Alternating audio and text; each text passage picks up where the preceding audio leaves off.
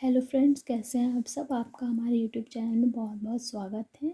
मैं निशु सिंह और हम लेकर आए हैं आज एक टॉपिक जीएस का, वैदिक सभ्यता। चलिए स्टार्ट करते हैं आज का टॉपिक। वैदिक सभ्यता के बारे में सभी लोग जानते होंगे, जैसे कि इसके टाइटल से ही मतलब क्लियर हो रहा है कि वैदिक यानी कि वेद से रिलेटेड होंगे। इस काल में जो भी चीज़ें होंगी वो सारी वैदिक यानी वेद से रिलेटेड होंगी। तो ये सभ्यता वेदों के द्वारा ही लाई गई थी, इसीलिए इस सभ्यता को वैदिक सभ्यता कहते हैं, या वेदों के विकास के उपरांत ही इस सभ्यता का वेदों के साथ जन्म हुआ था, इसीलिए इस सभ्यता को वैदिक सभ्यता कहते हैं। तो शुरू करते हैं आज का टॉपिक। प्राचीन भारत में सिंधु घाटी सभ्यता के पश्चात जिस भी नवीन सभ्यता का विकास हुआ उसे ही आर्य सभ्यता अथवा वैदिक सभ्यता के नाम से जाना जाता है। इस काल की जो जानकारी हम लोगों को मिलती है वो वैदिक साहित्य से प्राप्त होती है फ्रेंड्स, और जिसमें कि ये दो पार्ट्स में डिवाइड है। एक तो ऋग्वेदिक काल यानी कि पूर्व वैदिक पीरियड, और उसके बाद में पोस्ट वैदिक पीरियड यानी उत्तर वैदिक काल। उत्तर वैदिक काल में जो बाकी के हमारे क्या कहते हैं, जो ऋग्वेद के बाद के जो वेद थे, जैसे यजुर्वेद, सामवेद, अथर्ववेद, उसके विकास के साथ जो काल विकसित हुआ उसे उत्तर वैदिक काल कहते हैं। जैसे यहाँ पे डिटेल लिख रखी है कि पूर्व वैदिक काल की जो हमारी सन है वो है 1500 से 1000 ईसा पूर्व। उत्तर वैदिक काल की जो सन है वो हमारी 1000 से 6000 बीसी यानी ईसा पूर्व। तो वैदिक का फ्रेंड जैसे हमने बताया भी ऊपर, ज्ञान होता है, और जो वैदिक साहित्य के निर्माता थे वो आर्य लोग थे, और आर्य का अर्थ होता है श्रेष्ठ। बहुत से जो हमारे दार्शनिक हुए हैं या फिर लेखक या हुए हैं, उनकी अपनी अपनी विचारधाराएं थी क्या कहते हैं आर्यों के बारे में, जैसे हम जानते हैं। यानी मैक्स मूलर ने कहा था कि जो आर्य थे वो मध्य एशिया से आए थे। डॉक्टर संपूर्णानंद का कहना था जो आर्य थे वो आर्य पर्वत की तरफ से आए थे, और बाल गंगा तिलक का कहना था कि जो आर्य थे वो आर्कटिक यानी कि हमारा जो इंडिया के मैप में जो यहाँ पे हमारा जो महाद्वीप है आर्कटिक महाद्वीप यानी ध्रुव पे, यानी उस आर्कटिक महाद्वीप की तरफ से आए थे आर्य लोग। उसके बाद में जो वैदिक सभ्यता के स्रोत हैं वो दो स्रोत हमें यहाँ पे फ्रेंड्स मिलते हैं। पहला मिलता है हमारा पुरातात्विक स्रोत, और दूसरा मिलता है हमारा ऐतिहासिक स्रोत। पुरातात्विक स्रोत से स्पष्ट है कि वो स्रोत जो कि हमें जमीन में पुरातत्व विभागों द्वारा प्राप्त हुए होंगे खुदाई के पश्चात, जैसे कि मोगाजकोई के अभिलेख जो 1400 बीसी के, इस अभिलेख में इंद्र और मित्र वरुण आदि का अभिलेख है, जो कि मतलब ये देवता होते हैं, इनका अभिलेख हमें प्राप्त हुए हैं। तो इससे हम अंदाज़ा लगा सकते हैं कि ये जो अभिलेख प्राप्त हुए हैं इसमें वैदिक साहित्य का वर्णन है यानी जिक्र हुआ है। ऐतिहासिक स्रोत जो थे हमारे, वो हमारे जो वैदिक साहित्य थे जैसे ऋग्वेद और भी जो वेद हैं उनसे प्राप्त होते हैं। तो ऋग्वेद से हमें प्राप्त हुआ है पूर्व वैदिक काल का साहित्य। तो ऋग्वेद के जो संकलनकर्ता हैं वो वेद व्यास जी हैं, कृष्णदायन हैं, और इसमें 1028 सूक्त एवं 10 मंडल हैं। 10 मंडल फ्रेंड्स, 11 नहीं, ये 10 है, 10 मंडल हैं। इसमें 1028 आपकी वो हैं सूक्त और 10 मंडल हैं। इसमें पहला एवं 10वां मंडल नया है। तृतीय मंडल जो है इसमें हमारा गायत्री मंत्र का उल्लेख है। गायत्री मंत्र जो कि विश्वामित्र द्वारा रचित था। 7वां मंडल जो था उसमें 10 राजस्व जो यज्ञ थे उनका वर्णन था, और 9वां मंडल में सोम देवता का वर्णन है, और 10वां मंडल इसमें वर्ण व्यवस्था का वर्णन है।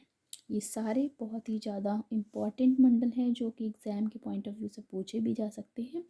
उसके बाद चलते हैं शाम वेद की तरफ। शाम वेद में गीतों का संग्रह है यानी संगीत का वेद कहलाता है। ये स्वरों का सर्वप्रथम प्रयोग इसी वेद के द्वारा किया गया था। उसके बाद में आता है यजुर्वेद।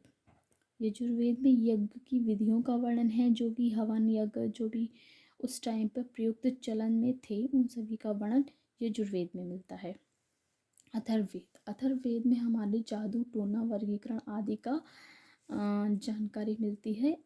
मतलब अथर्ववेद में जो आजकल की चीज़ें प्रयोग में हो रही उन सब का भी वर्णन है। इसमें इसको ब्रह्म वेद भी कहा गया है, क्योंकि ये बहुत ही ज़्यादा भ्रमित करने वाली भी चीज़ें थी। प्रमुख दर्शन, जो वैदिक साहित्य के प्रमुख दर्शन थे वो इस प्रकार हैं। एक्चुअली ये पहला जो है ये चावाक ने लिखा था, ये दर्शन है, बट ये काउंट नहीं होता है। मुख्यतः ये 1 2 3 4 5 6 ये हमारे 6 ही दर्शन माने जाते हैं। सबसे पहला जो दर्शन था हमारा योग, उसे महर्षि पतंजलि ने विकसित किया था।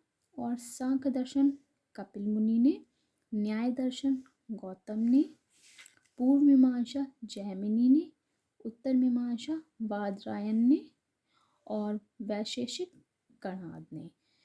आप एक चीज़ इसमें याद रखिए जो कि बहुत इम्पोर्टेंट है, सांख्य दर्शन सबसे प्राचीन दर्शन है और एग्जाम की दृष्टिकोण से इसको बहुत पूछा जाता है। और उसके बाद में न्याय दर्शन, पूर्व मीमांसा, ये 3 4 जो हैं आपको बहुत ही अच्छे से याद होने चाहिए। देन आफ्टर चलते हम अपने नेक्स्ट।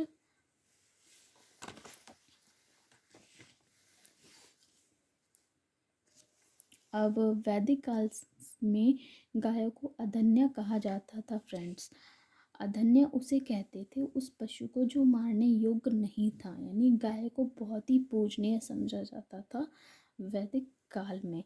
10 राजयुद्ध का उल्लेख ऋग्वेद के 7वें मंडल में है। ये कुछ फैक्ट्स हैं फ्रेंड्स जो मैंने आपके लिए यहाँ पे तैयार करे हैं, एग्जाम के दृष्टिकोण से बहुत ज़्यादा इम्पॉर्टेंट है। यह युद्ध परुष्णी यानी रावी नदी के तट पर सुदास एवं 10 जनों में लड़ा गया।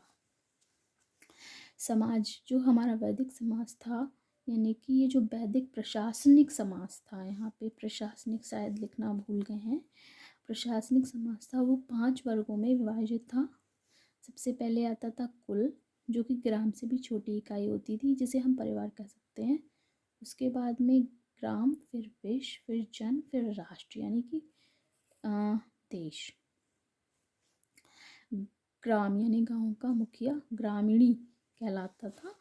वैदिक समाज जो था हमारा पितृ प्रधान था, यानी पितृ सत्तात्मक समाज था। बाल विवाह एवं पर्दा प्रथा उस टाइम प्रचलन में नहीं था। अविवाहित स्त्री को अमाजु कहते थे। वैदिक काल में जो अविवाहित स्त्री होती थी उसको अमाजु शब्द प्रयोग करते थे। उसके लिए उपनिषदों की संख्या 108 है। फ्रेंड्स उस टाइम पे जो भी लिटरेचर हुआ है उसको भी हम ध्यान में रखेंगे, क्योंकि लिटरेचर वैदिक काल का बहुत ही ज़्यादा इम्पॉर्टेंट है और पूछा भी जाता है। कि जो हमारे उपनिषद थे वो 108 थे, महापुराण जो थे हमारे 18 थे, और वेदांग जो कि वेदों से ही निकल कर आए शायद वो 6 थे। हाँ जी 6 ही थे। आगे चलते हैं। यहाँ पर हमने लिख रखे हैं कुछ इम्पॉर्टेंट नदियों के नाम जो वैदिक काल में प्रचलित थे। तो ऋग्वैदिक काल की नदियाँ, सबसे पहले हमारी आई कुर्रम।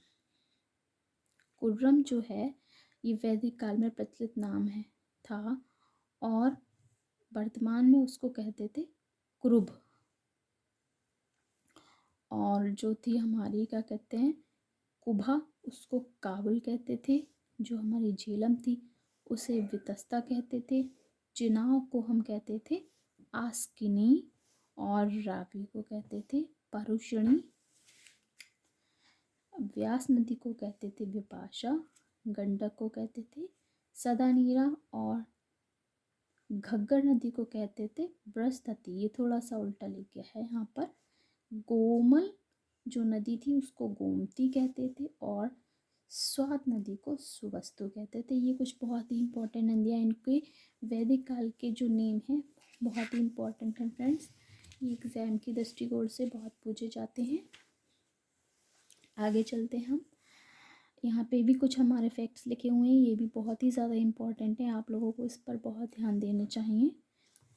जैसे इसमें बताया गया है कि उत्तर वैदिक काल में राजाभिषेक होता था के समय राजसूय यज्ञ करते थे। उत्तर वैदिक काल में हल को सिरा और हल रेखा को सीधा कहते थे। It's not so important, but हमें याद रखना पड़ेगा क्योंकि एग्जाम में कुछ भी पूछ सकते हैं। आर्य लोग जो थे मुख्य रूप से इंद्र देवता की पूजा करते थे और आर्य लोगों की जो भाषा थी वो संस्कृत थी फ्रेंड्स। उत्तर वैदिक काल में कौशाम्बी में प्रथम बार पक्की ईंटों का प्रयोग हुआ था। और जो हमारा बहुत ही प्रचलित स्लोगन है सत्यमेव जयते, ये हमारा मंडोक उपनिषद से लिया गया था। और एक टर्म है दौ, यानी शब्द, जो दौ उस टाइम पे वैदिक काल में आकाश के देवता को कहते थे।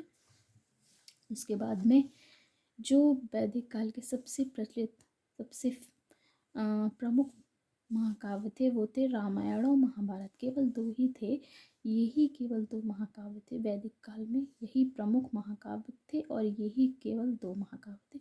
और विश्व का सबसे बड़ा महाकाव्य हमारा महाभारत है, जो बहुत ही याद रखने वाली बात है। इसके बाद जय संहिता महाभारत का प्राचीन नाम था, ये भी याद करने योग्य तथ्य है। आगे चलते हैं फ्रेंड्स। उत्तर वैदिक काल में ही गोत्र का जन्म हुआ, यानी कि ऋग वैदिक यानी पूर्व वैदिक काल तक कोई भी गोत्र संबंधित तथ्य नहीं था, कोई भी गोत्र संबंधित कॉन्सेप्ट नहीं था गोत्र का कोई भी। ये उत्तर वैदिक काल में ही प्रचलित हुआ है। उसके बाद में वेदांत जो थे सूत्र की रचना वादरायण ने की, ये भी एक इम्पॉर्टेंट फैक्ट है जो कि आप याद रख सकते हैं। आज की वीडियो में बस इतना ही। अब नेक्स्ट वीडियो में हम आपके लिए लेकर आएंगे एक जीएस का ही नेक्स्ट टॉपिक। तब तक के लिए आप अपनी तैयारी जारी रखिए एंड टेक केयर, बाय।